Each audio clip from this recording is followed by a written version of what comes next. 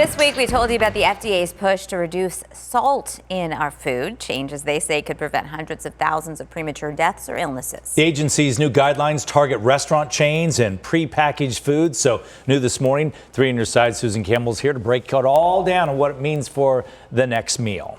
Yeah, those changes will take years to phase in, and right now they're just voluntary guidelines, so companies don't actually have to comply. Food industry groups tell me they are working on reducing sodium in food, but they say there will be some very real challenges ahead, including changing consumers' taste.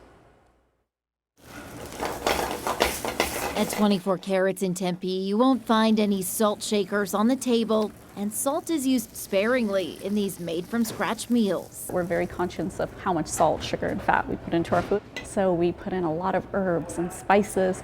We use acid, meaning like lemon juice or vinegars, instead of salt, because it tricks the flavor palette, tricks your tongue into not necessarily needing to add more.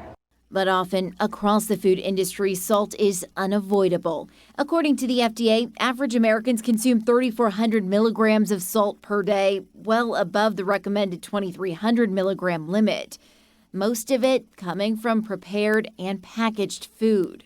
I would say it's very addictive, the amount of salt that we put into items.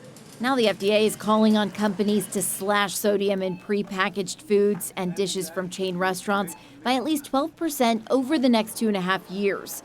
It's an effort to reduce the rate of heart disease.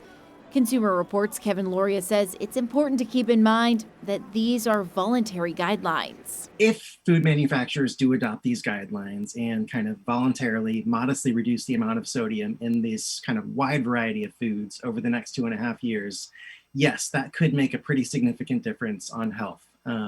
It could make it a lot easier to find food that's lower sodium without having to kind of scour the labels. The American Frozen Food Institute says its members are working to reduce salt in their products, but said sodium reduction is complex due to its role in food safety and preservation, industry capabilities, and importantly, consumer palates.